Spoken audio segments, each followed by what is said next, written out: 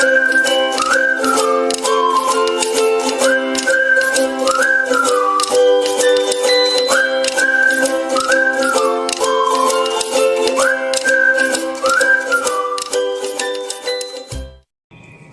semuanya, Assalamualaikum warahmatullahi wabarakatuh. Apa kabarnya hari ini? Semoga semua dalam keadaan sehat dan tetap semangat. Oke, baiklah. Perkenalkan, nama saya Nazla Hairani Nasution dari PPG Prajabatan Gelombang 2 tahun 2023 dari Program Studi Pendidikan Matematika.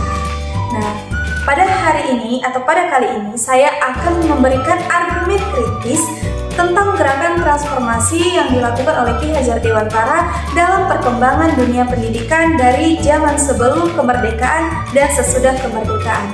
Adapun argumentasi ini untuk mendukung tugas dari mata kuliah Filosofi Pendidikan Indonesia. Nah, oke. Raden Mas Suwardi Surjaningrat atau yang kita kenal atau biasa kita sebut sebagai Bapak Ki Hajar Dewantara atau yang dikenal dengan julukannya yaitu sebagai Bapak Pendidikan Indonesia. Ki Hajar Dewantara dikenal sebagai Bapak Pendidikan Indonesia karena beliau telah melakukan yang namanya gerakan transformasi. Gerakan transformasi yang dilakukan oleh Ki Hajar Dewantara itu sangat luar biasa. Ki Hajar Dewantara mengembangkan dunia pendidikan saat sebelum dan saat sesudah masa kemerdekaan. Jadi, sosok Ki Hajar Dewantara dikatakan sebagai sosok pahlawan nasional Indonesia yang sangat berperan penting bagi kemajuan dunia pendidikan di Indonesia. Pada zaman kolonial Belanda di Indonesia pada tahun 1854 itu di beberapa bupati menginisiasi pendidikan pendirian sekolah kabupaten yang hanya diperuntukkan bagi calon pegawai. Jadi pendidikan di Indonesia pada zaman kolonial itu tepatnya di tahun 1854 hanya sebatas sekolah kabupaten. Dan memang pendidikan di Indonesia pada zaman kolonial itu masih sangat minim, hanya setingkat kabupaten. Karena tingkat pengetahuan masyarakat tentang pendidikan itu belum seluas seperti sekarang ini. Pada tahun 1854 di Indonesia juga telah terdapat yang namanya Sekolah Bumi Putra. Pada tahun itu, yaitu tahun 1854, dibangunlah atau didirikanlah Sekolah Bumi Putra untuk mentransformasikan pendidikan. Nah, jadi pada Sekolah Bumi Putra, sekolahnya itu hanya memiliki 3 kelas saja, yang hanya mengajarkan membaca, menulis, dan berhitung. Kemudian terdapat pula pendidikan kolonial yang hanya diperuntukkan untuk kaum kolonial saja. Hal ini memang tidak adil bagi rakyat Indonesia atau rakyat pribumi pada saat itu, karena pendidikan kolonial itu sangat tidak sesuai dengan jiwa dan raga bangsa Indonesia. Karena memang pada zaman tersebut kita masih dalam masa penjajahan, sehingga pendirian pendidikan juga dikuasai oleh kaum kolonial.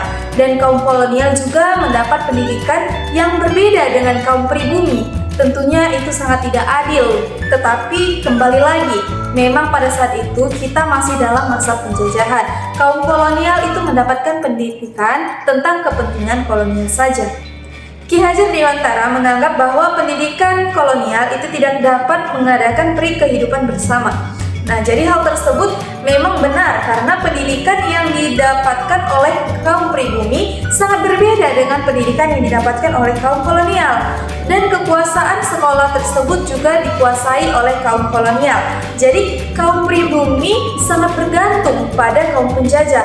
Mau tidak mau kaum pribumi itu selalu menurut apapun kebijakan kolonial dalam mengelola pendidikan tersebut. Hal itu pun dilakukan oleh kaum pribumi agar kaum pribumi tetap dapat ikut merasakan atau memperoleh pendidikan walaupun di bawah kebijakan kolonial. Nah, hal ini dapat menjadi salah satu perjuangan kaum pribumi untuk mendapatkan pendidikan. Pendidikan di bawah kebijakan kolonial memang sangat tidak bisa membuat manusia atau kaum pribumi untuk merdeka. Akan tetapi, kaum pribumi juga tidak memiliki pilihan lain. Perjuangan kaum pribumi untuk memperoleh pendidikan memang sangat luar biasa. Kaum pribumi sengaja tunduk dengan kebijakan kolonial dengan siasat agar mereka terus memperoleh pendidikan. Namun bangsa Indonesia tidak mungkin seperti ini selamanya. Jadi diperlukan sebuah gerakan untuk bangkit dalam dunia pendidikan. Indonesia tidak bisa melawan kolonial hanya dari pergerakan politik saja. Karena seperti yang kita bersama tahu, politik kolonial itu jauh lebih canggih dibandingkan politik pribumi pada saat itu. Melihat kondisi yang seperti ini di Indonesia, haruslah menyebarkan benih hidup merdeka di kalangan kaum pribumi dengan cara atau dengan jalan pengajaran dan pendidikan nasional. Nah, kemudian pada tahun 1920, cita-cita baru lahir untuk perubahan radikal dalam pendidikan dan pengajaran. Semakin tahun pendidikannya di Indonesia mulai menjadi jauh lebih baik dari tahun sebelumnya dengan lahirnya berbagai cita-cita pengajaran kaum pribumi. Kemudian pada tahun 1922 lahirlah sebuah sekolah yang didirikan oleh Ki Hajar Dewantara yang dinamakan dengan Taman Siswa, di mana kemerdekaan dan kebebasan bangsa yang dicetuskan oleh Ki Hajar Dewantara. Hal ini semakin membuka harapan Indonesia dalam dunia pendidikan.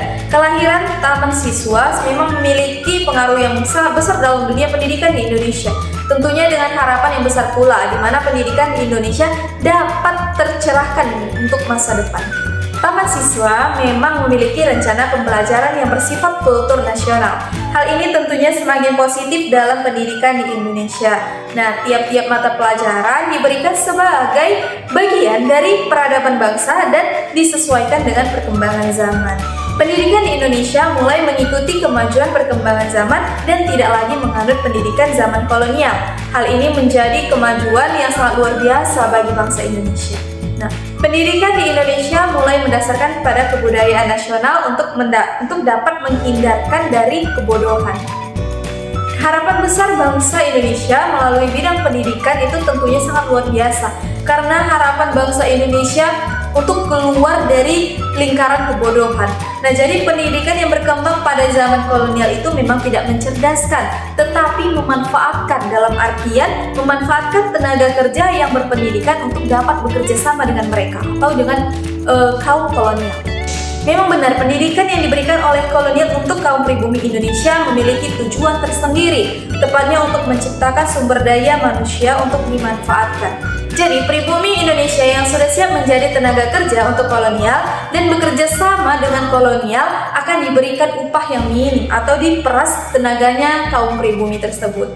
Nah, tetapi tidak semua hal yang dilakukan oleh kolonial itu jelek dan negatif. Pendidikan yang diberikan oleh kolonial juga memberikan dampak positif terhadap pribumi Indonesia. Sisi positifnya, karena kebijakan kolonial tersebut menjadikan kaum pribumi Indonesia dapat ikut merasakan dunia pendidikan, bahkan mulai mengenal pembelajaran, membaca, menulis, dan berhitung. Nah, jadi selain itu, sisi positif lainnya dari pendidikan yang diberikan oleh kolonial adalah mulai dari terbentuknya lembaga-lembaga pendidikan di Indonesia yang dibangun oleh beberapa tokoh pendidikan terkemuka. Nah, jadi masih di dalam ranah kapasitasnya sebagai seorang pemikir serta sebagai seorang praktisi pendidikan, Ki Hajar Dewantara disebut juga sebagai pejuang kemanusiaan di Indonesia. Jadi beliau itu sangat berupaya membangun, membentuk, dan menyelenggarakan pendidikan untuk pribumi atau masyarakat di Indonesia. Tentunya tidak ketinggalan juga konsep, landasan, semboyan, dan metode yang penampilannya erat dengan kekhasan kultur bangsa Indonesia. Kemudian pada tahun 1945, Ki Hajar Dewantara diangkat menjadi seorang Menteri Pendidikan dan Kebudayaan Nasional oleh Presiden Soekarno. Nah, jadi semasa Ki Hajar Dewantara menjabat sebagai Menteri Pendidikan dan Kebudayaan Nasional, beliau itu sangat luar biasa dengan mencetuskan berbagai pendidikan di sekolah. Tidak hanya menjadikan masyarakat bangsa Indonesia yang mampu menguasai sesuatu, akan tetapi juga manusia susila yang dapat cakap serta dapat menghasilkan dan melahirkan warga negara Indonesia yang demokratis serta bertanggung jawab terhadap kesejahteraan masyarakat serta tanah air bangsanya. Melihat kondisi dari pendidikan yang ada di Indonesia setelah kemerdekaan dan mengarah kepada hal yang lebih baik dari sebelumnya, yaitu perubahan dalam proses pembelajaran serta landasan pendidikannya. Nah, oleh karena itu, pendidikan di Indonesia di era saat ini, bangsa Indonesia telah menghilangkan paham-paham pendidikan dari Belanda atau kolonial. Nah, jadi hal itu tentunya juga membawa dampak yang positif bagi siswa, sehingga siswa-siswi Indonesia telah memiliki ciri khas tersendiri di dalam dunia pendidikan di Indonesia. Nah, dari segi pembelajarannya telah dilaksanakan dengan menambah berbagai macam budaya bangsa Indonesia, tentunya yang dapat diwariskan kepada generasi selanjutnya nanti. Dari segi pendidikan di Indonesia pada abad 21 sudah bisa dikatakan sebagai pendidikan abad globalisasi, karena pada abad 21 saat ini pembelajaran sudah tidak lagi terfokus pada kebudayaan, namun lebih berfokus pada sikapnya dalam pemikiran kritis serta dalam memecahkan suatu masalah. Kemudian kecakapannya dalam komunikasi, mengembangkan kreativitas serta inovasi dan berkolaborasi atau bekerja sama. Kemudian dari segi zaman teknologi saat ini, di mana disebut sebagai zaman yang menjadikan teknologi itu sebagai sarana utama di dalam dunia pendidikan. Nah, jadi kita sebagai seorang guru kelak sangat perlu meningkatkan pemahaman serta kemampuan dalam beradaptasi dengan yang namanya teknologi saat ini, serta dapat memanfaatkan segala macam teknologi tersebut, terutama teknologi dalam dunia pendidikan untuk mengembangkan dan memajukan pendidikan dalam proses pembelajaran. Kondisi pendidikan yang ada di Indonesia setelah merdeka mengarah pada perubahan proses pembelajaran dan landasan pendidikan, sehingga pendidikan di era saat ini, bangsa Indonesia telah menghilangkan paham-paham pendidikan dari Belanda, sehingga siswa Indonesia memiliki ciri tersendiri dalam dunia pendidikan. Pembelajaran dilaksanakan dengan menambahkan berbagai budaya bangsa Indonesia yang dapat diwarisi kepada generasi selanjutnya. Nah, saat ini sistem pendidikan di Indonesia telah menerapkan pendidikan yang menuntut pada kodrat dari peserta didik dengan menerapkan konsep merdeka belajar, di mana peserta didik dibebaskan untuk dapat mendapatkan ilmu sesuai dengan kemampuan diri masing-masing. Nah, dengan demikian, dalam penerapan pendidikan pengajaran di sekolah sudah dapat mengaplikasikan transformasi pendidikan pemikiran Ki Hajar Dewantara sesuai dengan kodrat alam, kodrat zaman, dan kodrat kemerdekaan.